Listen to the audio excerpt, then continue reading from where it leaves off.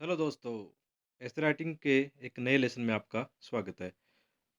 जैसा कि खुशियों का त्योहार अभी दीपावली पर्व है, चल रहा है और आप सभी को और आपकी फैमिली को मेरी तरफ से शुभकामनाएँ और साथ ही साथ अपनी जो पढ़ाई का मोमेंटम है, उनको भी जारी रखते हुए हम आगे बढ़ते हैं।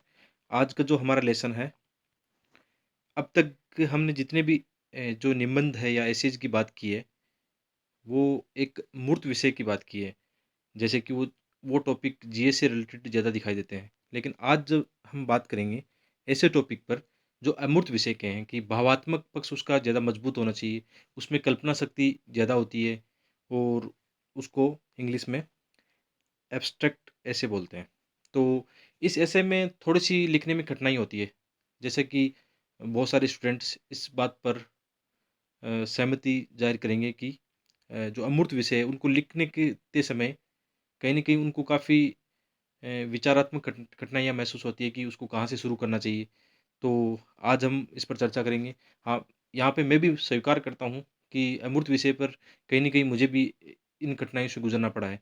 लेकिन जब आप एक बार अपनी जो ऐसे का रफ़ कार्य है या जो आपकी स्ट्रैटेजी है उसको बनाकर आगे बढ़ते हो, तो ये कठिनाइयाँ उतनी बड़ी नहीं रहती है और अच्छे अंक आने की उसमें संभावनाएँ बढ़ जाती है। तो चलिए शुरू करते हैं आज। तो यहाँ पर आज जो रब कार्य है, वो मैंने करने की कोशिश की है।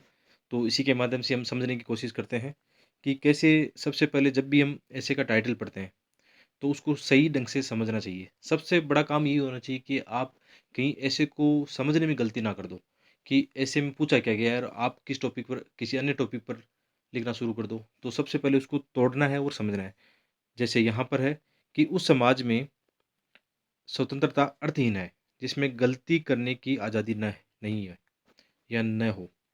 तो यहाँ पर 2 पार्ट हैं कि जैसे कि एक तो एक ऐसा समाज जिसमें काफ़ी छूट है कि कोई भी आदमी है या जैसे हम देखते हैं कि बच्चे हैं, गलतियाँ करते हैं फिर उनसे सीखते हैं। तो कहीं न कहीं उस सोसाइटी में या किसी देश में कितना खुलापन है कि वहाँ पर लोगों को आज़ादी है कि वो गलती करके सीखें। एक ऐसी सोसाइटी है जहाँ क्लोज़ सोसाइटी है जिसमें कहीं न कहीं उतनी आज़ादी नहीं होती है। तो उनका हम एग्ज़ाम्पल देके समझ सकते हैं। तो इस ऐसे में जो हमारी अप्रोच होनी चाहिए, वो ये होनी चाहिए कि आप इसके 2 पार्ट बना सकते हो। या तो मिक्स अप्रोच से हम काम कर सकते हैं कि इन दोनों को एक साथ लेकर आगे बढ़ें कि कुछ ऐसे समाज और कुछ देश के एग्ज़ाम्पल हैं जो समाज को एक स्वतंत्रता प्रदान करते हैं, गलतियाँ करने का मौका देकर उनको सीखने का मौका देते हैं। कुछ ऐसी समाज है जहाँ पर गलतियों को माफ़ नहीं किया जाता है और एक सज़ा के तौर पर उनको देखा जाता है। तो मिक्स अप्रोच से भी काम कर सकते हैं हम। वो आपका एक अलग मेथड हो सकता है, आपकी अलग विचार हो सकते हैं कि आपको किस एंगल से ऐसे में आगे बढ़ना है, उसमें कोई दिक्कत नहीं है। क्योंकि कोई भी ऐसे है ना, जैसे ये मैंने लिखा है तो मैं ये कभी भी स्वीकार नहीं करूँगा कि ये परफेक्ट ऐसे है या जो मैं लिख रहा हूँ वही सबसे अच्छा है। वो हर एक इंडिविजुअल व्यक्ति की अपनी एक मौलिकता और रचनात्मकता होती है, उसी के हिसाब से एक बहुत अच्छा ऐसे निकल कर आता है। तो जैसे सबसे पहले हम चर्चा करेंगे कि जो हमारा इंट्रोडक्शन पार्ट है, तो इंट्रोडक्शन पार्ट में हमें क्या करना चाहिए? वही रणनीति जो हमने पहले चर्चा की, इसी ऐसे में भी लागू होनी चाहिए कि आप किसी कोट से इस्तेमाल कर सकते हो इसका और आप शॉर्ट स्टोरी का यहाँ पर इस्तेमाल कर सकते हो। इसके अलावा कोई शॉर्ट पोएम आपकी हो तो वो आप इसमें शुरुआती स्तर पर आप ऐसे को शुरू कर सकते हो। और जैसा कि हम जानते हैं कि इंट्रोडक्शन पार्ट हमें 2 से 3 पैराग्राफ में लिखना है और 1 डेढ़ पेज अच्छा माना जाता है कि यदि आपने 1 पेज में 3 पैराग्राफ में इंट्रोडक्शन अपना कंप्लीट कर लिया तो काफ़ी अच्छा है, कोई बात नहीं। कभी-कभी थोड़ा-सा आपके वर्ड्स ज़्यादा हो जाते हैं तो उसकी चिंता करने की आपको बिल्कुल भी ज़रूरत नहीं है। ऐसे का आपको फ्लो नहीं तोड़ना है, आपको बिल्कुल ईज़ी शब्दों में आगे लिखते हुए आगे बढ़ना है। तो ये यहाँ पर इंट्रोडक्शन पार्ट हो गया। यदि हम बॉडी पार्ट पर आएँ तो आपको ऐसे को सही ढंग से यदि समझ में आ गया कि आपको ऐसे लिखना कैसे है, तो उस हिसाब से आप बॉडी पार्ट पे काम कर सकते हो कि आप जब रफ़्कारी तैयार कर रहे हो, तो बॉडी पार्ट में ये होना चाहिए कि गलती करने की आज़ादी या गलती नहीं करने की आज़ादी, इन दोनों के बीच में द्वंद है और इनके दोनों के आप मिक्स लेके चल सकते हो कि कुछ पैराग्राफ में आप कुछ पॉजिटिव बताओ, कुछ नेगेटिव बताओ या पहले शुरुआत में 5-6 पैराग्राफ या 10 पैराग्राफ जो विविधता है, वो आप ऐसे बताओ। ऐसे सोसाइटीज़ या ऐसे कंट्रीज़ के एग्ज़ाम्पल देके समझा सकते हो कि जहाँ पर अ, गलती करने पर सज़ा दी गई या गलती करने की छूट दी गई है, व्यक्ति की आज़ादी है या अन्य कार्य की जो आज़ादी है, कला की आज़ादी है, उस पर हम बात करेंगे। दूसरा इसका पक्ष हो सकता है, मतलब आप पक्ष-विपक्ष पे लिख सकते हो, दोनों की मिक्स अप्रोच से लिख सकते हो। थोड़ा-सा इसमें ये कठिन होता है कि जो अमूर्त विषय होता है, उसपे हमारे जो आइडियाज़ होते हैं, उनको व्यवस्थित करने के लिए हमें रब-कारी करना ही होगा, नहीं तो आप सीधा ही इसको लिखने बैठोगे तो आपके एसे का कहीं न कहीं प्रवाह टूटेगा। और अच्छा फ्लो मेंटेन करने के लिए हमें सबसे पहले रब-कारी करके, उसी में हमें जो भी गलतियाँ हैं वो सुधार कर लेनी है और फिर आंसर लिख के रब-कारी करके आगे बढ़ना है। जैसा कि यहाँ पे हम रब-कारी कर सकते हैं, तो रब-कारी में हम बात कर चुके हैं कि हमारे आंसर में विविधता होनी चाहिए, तो हमें हर एक टॉपिक से जोड़ना है आपको। हिस्ट्री से जोड़ना है, आर्ट एंड कल्चर से जोड़ना है, society, geography, polity, governance, IR, अर्थव्यवस्था, जितने भी आपके टॉपिक हैं, उन टॉपिक से आपको इंटरलिंकिंग करना है कि आपकी, ताकि ऐसे की एक विविधता लगे, कि आप ऐसा नहीं कि किसी एक पार्ट पर अधिक फ़ोकस करके पूरा ऐसे एक ही पक्ष पे लिख दिया हो, तो फिर आपके ऐसे में बहुत कम नंबर आने वाले हैं। तो यदि आपने थोड़ा बहुत भी विविधता दिखा दी ना अपने ऐसे में, तो अंक बढ़ने लग जाएँगे। और यदि आपने ज़्यादा विविधता दिखाई और उसमें ज़्यादा अच्छे एग्ज़ाम्पल है, करंट एग्ज़ाम्पल है, केस स्टडी है, यदि वो आपने ज़्यादा दिखाया, तो फिर आंसर में जो नंबर है वो बहुत ज़्यादा आएँगे। लास्ट में फिर आप कंक्लूजन का बना सकते हो। तो ये आप एक रफ़ आइडिया अपना तैयार कर सकते हो। शुरुआती स्तर पर आपको लगेगा कि थोड़ा-सा रफ़ आइडिया आप तैयार नहीं कर पा रहे हो, लेकिन बार-बार प्रैक्टिस करोगे ना, 4-5 ऐसे लिखोगे, तो ये जो लिखने की कला है वो आप सीख जाओगे।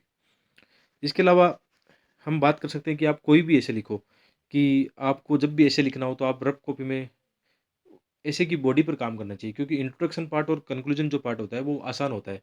ईज़िली एक फॉर्मेट है कि हमें इंट्रोडक्शन पार्ट में पोएम, शॉर्ट स्टोरी उनसे शुरू करना है, और जो हमारा निष्कर्ष है, कंक्लूजन जो पार्ट है, उसमें हमें पता है कि उसमें संविधान, सोसाइटी और पॉजिटिव स्टेप लेके हमें उसको कंक्लूड करना है। लेकिन बॉडी पार्ट जो सबसे बड़ा पार्ट होता है और अंकदायी सबसे बड़ा पार्ट होता है, क्योंकि ऐसे का लगभग 80% पार्ट बॉडी पार्ट होता है। तो बॉडी पार्ट के जो भी पक्ष है, उसके अकॉर्डिंग आपको जितने भी आयाम है उन पर बात करनी चाहिए।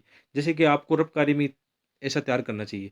मैं इसे एक ऐसे का सॉफ्टवेयर नाम देता हूँ, कि एक ऐसा सॉफ्टवेयर है जिससे हमारा ऐसे आसानी से एक, मतलब अच्छे रूप में आ जाता है। तो आप इसको कर सकते हो कि जैसे कैसा भी ऐसे हो, उसमें ये आयाम जोड़ो, और उसमें आप सोच सकते हो कि मुझे इस ऐसे ऐसे के विभिन्न आयामों पर बात करनी है। जैसे हम बात करें, जैसे यहाँ पर एनवायरनमेंट का आयाम है, तो आप, यदि उस ऐसे में डिमांड है कि हम मुझे इसमें इतने पॉइंट डालने हैं, तो आप एनवायरनमेंट के, जैसे आप जलवायु परिवर्तन के कोई मुद्दा डाल सकते हो एग्जाम्पल सहित, वायु प्रदूषण का है, उसमें जैव विविधता का है, आपदा प्रबंधन का कुछ हो सकता है, सिक्योरिटी का कोई हो, इंटीग्रिटी का मामला हो, सॉवरेनिटी का कोई मामला हो, वहाँ पे एथिक्स के आप कुछ चीज़ें डाल सकते हो, कि आपको यहाँ नैतिकता, मूल्य, दर्शन, इमोशनल इंटेलिजेंस का आप कुछ पॉइंट ऐड कर सकते हो। लेकिन उस ऐसे की डिमांड के हिसाब से करना है। मैं इस ऐसे के हिसाब से नहीं बता रहा हूँ, ये ओवरऑल सभी ऐसे पर स्ट्रेटेजी लागू हो सकती है, कि किसी भी ऐसे को लिखो तो आप, आपके पास जो आइडियाज़ है ना, वो इस वे में आप रफ कार्य के रूप में तैयार कर सकते हो, ताकि आपके जितने भी पैराग्राफ है ना, वो एक अच्छे वे में दिखें, एक इंटरकनेक्टेड दिखेंगे आपके, तो उसमें एक फ्लो मेंटेन होगा। जैसे आप हिस्ट्री का शुरुआत कर सकते हो, आर्ट एंड कल्चर पे आप लिख सकते हो।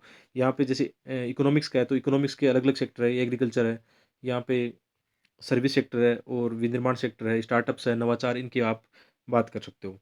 आईआर पे आप बात करो, तो आपके पास कोई ऐसे में लिखते हुए इंटरनेशनल कोई एग्जाम्पल हो या मॉडल हो, तो वो आप उसमें डाल सकते हो। वो भी अच्छा माना जाता है। इसके अलावा यहाँ पे पॉलिटी का आप पार्ट पे बात कर सकते हो, ज्योग्राफी में भी बात कर सकते हो, सोसाइटी में अलग-अलग सेक्शन है, जैसे main, women and third gender, और जो वल्नरेबल सोसाइटीज़ है, वीकर सेक्शन है, उनके बारे में निश्चित रूप से बात करनी चाहिए। तो आपके अलग-अलग ऐसे बहुत सारे आइडियाज़ हो सकते हैं, जिन पर आप बात कर सकते हो। तो फिर शुरू करते हैं आज का जो ऐसे है, कि जो अमूर्त विषय है उसको कैसे लिखना चाहिए। सबसे पहले आपने ऊपर रफ़ कार्य करना सीख लिया है, और अपना रफ़ कार्य तैयार करने के बाद में अब ऐसे लिखना बहुत आसान होता है। क्योंकि जितने भी जो आइडियाज़ हैं आपके, जितने भी आपको जो चीज़ें उसमें डालनी है ऐसे में, वो एक कागज़ पर रफ़ के रूप में आपके सामने है। तो अब मटेरियल आपका तैयार है, और उसको बस अब सही ढंग से सहेजना है और परोसना है। वो बहुत कोई बड़ी बात नहीं होगी फिर। जैसे कि आज का जो ऐसे है, कि उस समाज में स्वतंत्रता अर्थहीन है, जिसमें गलती करने की आज़ादी नहीं हो।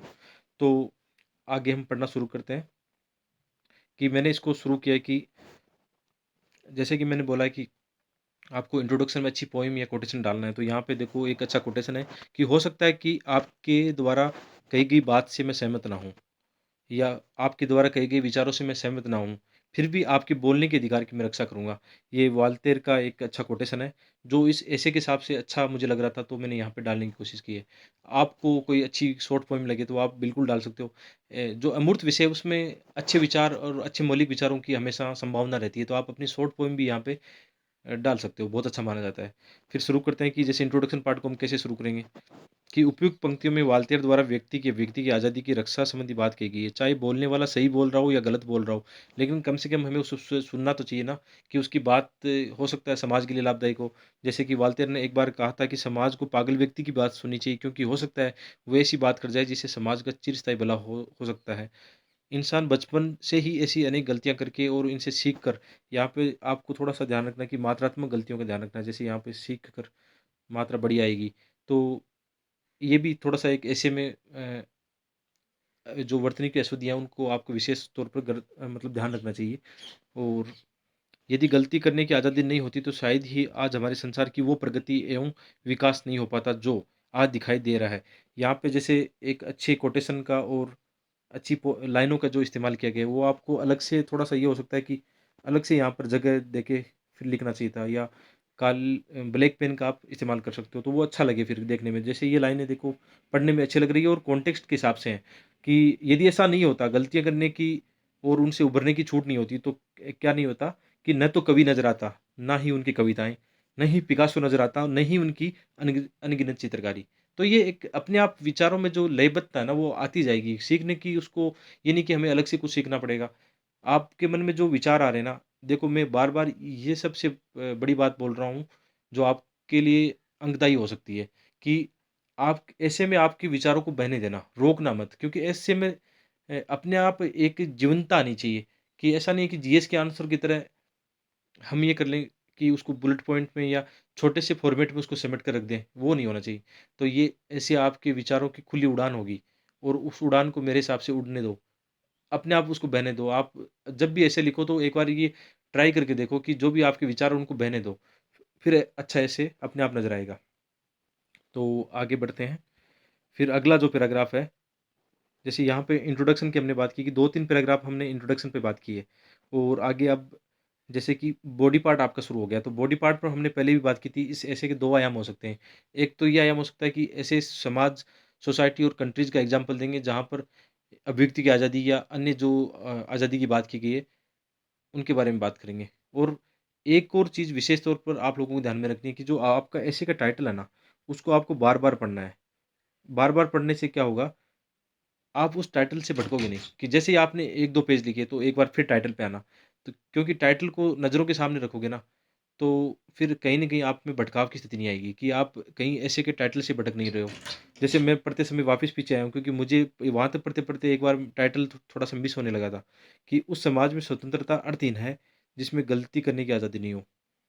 तो यहाँ केवल अभिव्यक्ति की आज़ादी नहीं है, बहुत सारी और भी गलतियाँ हैं जो सीखने की, उनकी आज़ादी की बात कर रहे हैं। तो फिर वापस हम अपने बॉडी पार्ट के पहले पार्ट पर आते हैं, कि जैसे कि यहाँ से हमने शुरू किया है कि बॉडी पार्ट है, और उसको हम जैसे हिस्ट्री, आर्ट एंड कल्चर और जो भी सोसाइटी है, वहाँ से हम शुरू करके उसको आगे तक ले जाते हैं। जैसा कि यहाँ पे लिखा हुआ है कि प्राचीन यूनानी दार्शनिक सुकरात उस समय के शासक ने इसलिए मौत की सज़ा दी, क्योंकि उन्होंने धर्म या कर्मकांड और पादरियों को झूठा साबित किया। उस समय यदि उन्हें बोलने की सही आज़ादी होती, चाहे वो राज्य व धर्म के नज़र में गलत हो, लेकिन शायद आज सुकरात ज़िंदा होते और समाज को उनके ज्ञान का लाभ और अधिक प्राप्त होता। तो यहाँ पे एक हिस्टोरिकल एग्ज़ाम्पल हो गया। फिर आगे इंडियन कॉन्टेक्स्ट में हम कोई एग्ज़ाम्पल देते हैं, कि भारतीय स्वतंत्रता संग्राम में ऐसे कई एग्ज़ाम्पल हम देखते हैं, कि भगत सिंह, राजगुरु आदि क्रांतिकारियों ने जो देश की आज़ादी के लिए खुशी-खुशी फांसी पे चढ़ गए थे।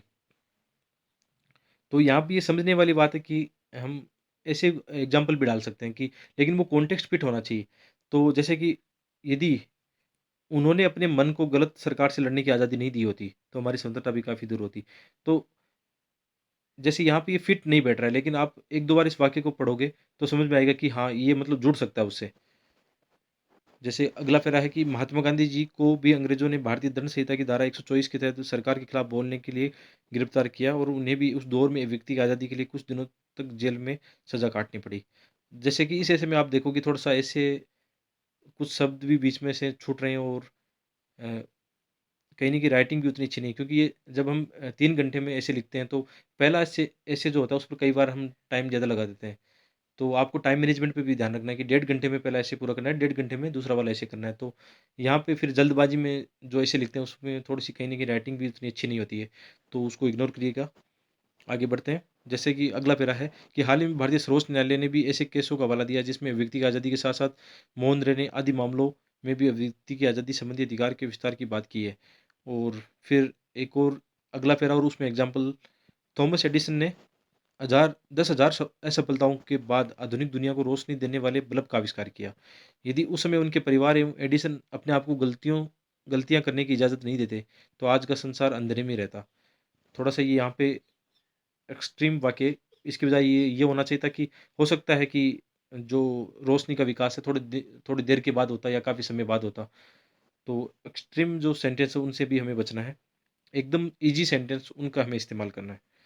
फिर अगला पैरा है, हमारे देश में बच्चों को 18 वर्ष तक किसी गलती के लिए कठोर सज़ा का प्रावधान नहीं है, क्योंकि बच्चे बार-बार गलतियाँ करके सीखते हैं। इसके लिए संवैधानिक रक्षा का भी प्रावधान किया गया है। देखो, कॉन्टेक्स्ट, ऐसे का जो कॉन्टेक्स्ट है ना, उसके अकॉर्डिंग ही हमें चलना है। उसके अकॉर्डिंग ही हमें अपने पैराग्राफ में एग्ज़ाम्पल देते हुए आगे बढ़ना है। जैसे हम आगे एक स्पोर्ट्स का एग्ज़ाम्पल हो गया कि आज खेलों में हिमा दास को कौन नहीं जानता। हाल ही में हिमा दास ने मात्र 19 दिनों में देश को वैश्विक एथलीट प्रतिस्पर्धा में 5 स्वर्ण पदक दिलाकर देश का नाम रोशन किया है। उन्होंने इस सफलता के क्षणों में कहा है कि मैंने बार-बार गलतियाँ की है एवं हर गलतियों से सीख कर ही आज सफलता के रास्ते पर आगे बढ़ रही हूँ। एकदम अपने पर जो है पैराग्राफ, वो ऐसे से कनेक्टिविटी है। एकदम जो ऐसे का टाइटल है उससे कनेक्ट है। तो जो भी आप एग्ज़ाम्पल दो, आपकी ऐसे में विविधता भी है और एग्ज़ाम्पल भी है और कनेक्ट भी है और फ्लो में भी है। ये ध्यान रखना है। फिर आगे जैसे साइंस एंड टेक का कोई एग्ज़ाम्पल है कि आजकल भारतीय अंतरिक्ष क्षेत्र में नई कीर्तिमान हासिल करने के वाले संगठन इसरो की बात की जाए, तो इसरो शुरुआती स्तर पर कई बार असफल रहा है तथा कई गलतियाँ की है, लेकिन हमारे समाज व देश की जनता व सरकार हमेशा इसरो के साथ खड़ी नज़र आई। इसी का नतीजा है कि आज हम अंतरिक्ष की दुनिया में रोज़ नई कीर्तिमान हासिल कर रहे हैं। हाल ही में चंद्रयान 2 पहले उड़ान के दौरान तकनीकी खराबी के कारण सही समय पर उड़ान नहीं भर पाया, लेकिन पूरा देश इसरो के साथ खड़ा नज़र आया एवं कुछ ही दिनों में आज चंद्रयान 2 चंद्रमा की धरती को छूने वाला है। थोड़ा इससे 1 साल 2 साल पुराना है, तो उसमें आप जो एग्ज़ाम्पल है वो आप अपने अकॉर्डिंग इसको अपडेट कर लेना। फिर अगला पैरा कि आज हमारे देश में भी सामाजिक आर्थिक आधुनिक विकास में आगे बढ़ रहा है। हमने भी पुराने समय में ऐसी गलतियाँ की हैं जो अन्यायपूर्ण रूढ़िवादिता से ग्रसित थी, लेकिन समय के साथ गलतियों को सही करने का मौका मिला एवं आज सभी लोग मिल-जुल कर इस दिशा में अच्छे प्रयास कर रहे हैं। जैसे पुराने समय में कुछ वर्गों के साथ छुआ-छूत भेदभाव होता था, महिलाओं को समाज में पुरुष के बराबर अधिकार प्राप्त नहीं थे, लेकिन बदलते वक़्त के साथ हमने भी हमारी संस्कृति में नए मूल्यों को जगह दी है, जो वंचित वर्ग के कल्याण और महिलाओं के सम्मान को बढ़ाती है। हाल ही में भारत के सर्वोच्च न्यायालय ने भारतीय दंड संहिता की धारा 370 को असंवैधानिक करार दिया है, क्योंकि आज समाज के अनुसार एलजीबीटी समुदाय गलत है। मतलब कुछ लोगों की धारणा है। मेरा बात कहने का मतलब है कि जैसे जो थर्ड जेंडर या एलजीबीटी कम्युनिटीज़ है, तो समाज की धारणा उनके प्रति नेगेटिव हो सकती है। तो यहाँ पे सामाजिक नैतिकता और हमारे जो कानून है, उन दोनों में डिफ़रेंस है। तो कानून पहले कानून ऐसा मौजूद नहीं था, लेकिन हाल ही में द जब से धारा 370 को असंवैधानिक करार दिया है, तब से एक अच्छा कानून बन गया है। तो चाहे सामाजिक सोच कुछ भी हो, लेकिन कानून उससे ऊपर है। तो उसके अकॉर्डिंग हमें उस हिसाब से एग्ज़ाम्पल लिखना है। लेकिन कानून और संविधान के साथ-साथ प्राकृतिक न्याय की दृष्टि से ये समुदाय सही था। अब समाज भी इन्हें अपने साथ विकास की मुख्य धाराओं में शामिल कर रहा है। तो अब धीरे-धीरे लोगों की भी सोच बदलने लगी है। जिन समाजों में गलती करने की आज़ादी नहीं है, वहाँ के नागरिकों का बौद्धिक, सामाजिक, सांस्कृतिक व आर्थिक विकास संभव नहीं है। क्योंकि इतिहास इस बात का साक्षी है कि बिना गलती के इंसान कैसे सीख सकता है। और इसके यहाँ पर हम एग्ज़ाम्पल दें, तो जैसे मिडल ईस्ट कंट्रीज़ है, वहाँ पे जो वहाँ की सोसाइटीज़ है, काफ़ी मतलब कहीं न कहीं जैसे महिलाओं की शिक्षा या रोज़गार को लेकर काफ़ी नेगेटिव मतलब उनकी थिंकिंग है। तो वहाँ पे ऐसे एग्ज़ाम्पल हम यहाँ पे डाल सकते हैं। दूसरी ओर ऐसी गलतियाँ भी हैं जिनको हमेशा के लिए रोक देना चाहिए। अब ऐसे का एक दूसरा आयाम भी है कि हाँ, ऐसा नहीं है कि सभी मतलब गलतियों को सीख कर मौका देना चाहिए। बहुत सारी ऐसी नकारात्मक धारणाएँ और गलतियाँ भी हैं जिनसे सोसाइटी को या देश को नुकसान होता है, उनको बढ़ावा नहीं देना चाहिए। जैसे यहाँ पे एग्ज़ाम्पल है कि जैसे पर्यावरण संकट के कारण हम देखते हैं कि लोग अपने स्वार्थों को पूरा करने के लिए बार-बार प्रकृति का अतिदोहन कर रहे हैं। ऐसी गलतियाँ निश्चित रूप से समाज द्वारा प्रतिबंध की जानी चाहिए, ताकि मानव प्रकृति साथ रह सके। वर्तमान में महिलाओं के खिलाफ अनेक अत्याचार हो रहे हैं, जैसे दहेज हत्या है, कन्या भ्रूण हत्या है, बलात्कार है, एवं कार्यस्थल पर यौन हिंसा आदि ऐसी गलतियों को रोकने के लिए संपूर्ण समाज की नैतिकता आवश्यक है। ऐसी गलतियां बार-बार सामने आ रही है, फिर भी रोक लगाना मुश्किल हो रहा है। हाल ही में मॉब लिंचिंग की घटनाओं में कई उदाहरणों में भीड़ द्वारा हिंसा का प्रयोग करते हुए कई निर्दोष लोगों को मौत के घाट उतार दिया गया। ऐसे मामलों व घटनाओं को रोकना अति आवश्यक है, नहीं तो ऐसी घटनाएं देश व समाज की शांति व भाईचारे की भावना के खिलाफ है। साथ ही समाज में हिंसा को बढ़ाती है। ऐसी अभिव्यक्ति की आज़ादी जो देश की एकता अखंडता के खिलाफ है, उन पर रोकथाम लगाया जा सकता है। जैसे हाल ही के दिनों में जम्मू कश्मीर को देश से अलग करने के लिए उग्रपंथियों द्वारा ऐसी अभिव्यक्ति का सहारा लिया गया। तो यहाँ पे एसे का जो बॉडी पार्ट है वो खत्म होता है। तो यहाँ इस एसे में हमने एक मिक्स अप्रोच को अपनाया कि कई कुछ एग्जाम्पल पॉजिटिव दिए, कुछ नेगेटिव एग्जाम्पल दिए और उसके बाद में कुछ एक पक्ष ये भी दिखाया है कि कुछ गलतियाँ हैं जिनको जो कि नेगेटिव गलतियाँ हैं, उनको बढ़ावा देने से रोका जाना चाहिए। तो ये एक अमूर्त विषय है, तो यहाँ पे मुझे भी लिखने में काफ़ी कठिनाई आई थी। तो यदि उसमें कुछ गलतियाँ हो तो उनको आप इग्नोर कर सकते हो। लास्ट में हम कंक्लूड करते हैं कि अतः कहा जा सकता है कि वो ही समाज आज अग्रणी है। देखो ना, कंक्लूड करते समय आपको अब नए विचार शुरू नहीं करने, आपको बस उसको निष्कर्ष की ओर ले जाना है कि अतः कहा जा सकता है कि वो ही समाज आज अग्रणी है जहाँ कुछ सीखने के लिए गलतियाँ करने की आज़ादी भी है। क्योंकि गलतियाँ ही सीखने का मौका देती है, लेकिन साथ ही नकारात्मक गलतियों को आवश्यक रूप से रोका जाना चाहिए जो समाज के नैतिक मूल्य के अनुसार नहीं हो। या कानून के अनुसार नहीं हो। यहाँ पे ये वाक़ई सही होता कि ऐसी गलतियाँ जो हमारे देश के कानून और मतलब कहीं न कहीं नैतिकता के खिलाफ हो। लास्ट में एक फिर है कि यहाँ मुझे पुनः गांधी व बुद्ध का दर्शन याद आ रहा है जिसमें संपूर्ण विश्व की मानवता की भलाई हुई छुपी है। जिसमें कहा गया है कि इंसान गलतियों का पुतला है, वह बार-बार गिरता है, बार-बार उठता है। यदि उसे उठने के लिए समाज अपना हाथ आगे न बढ़ाता या उसकी गलतियों को माफ़ न करता तो शायद आज चारों ओर चहुमुखी विकास नज़र न आता। देखो इसमें कितना अच्छा फ्लो है, इस हिसाब से आप लिख सकते हो। प्रकृति में भी गलती करने और फिर उठने की प्रकृति मौजूद है, हमें इससे सीख लेनी चाहिए। जैसे पेड़ बार-बार अपना फल गिराते हैं उस और बार-बार अपना फल गिराते हैं एवं उसे पुनः मतलब बीज के रूप में वापस एक नए पौधे के रूप में एक फलने का मौका देते हैं। तो प्रकृति में ही गलतियों में और सुधार का एक मौका देती है, तो हम तो इंसान हैं। तो इंसान को जैसे गलतियों को पुतला माना जाता है, तो उस हिसाब से हम लिख सकते हैं। अतः वह समाज ही अधिक चिरस्थायी है जो सही बोलने व करने की आज़ादी के अधिकार के साथ-साथ गलती सुधारने का भी मौका देता है। तो इस प्रकार ये ऐसे हैं और थोड़ा-सा ये जटिल ऐसे था तो मुझे भी पढ़ने में थोड़ी-सी आपको लगा होगा कि सहूलियत नहीं लगी उतना। तो आप इस ऐसे को यदि पढ़ना चाहो तो मैं डिस्क्रिप्शन में पीडीएफ का लिंक सेंड कर दूँगा। चलिए फिर थैंक यू।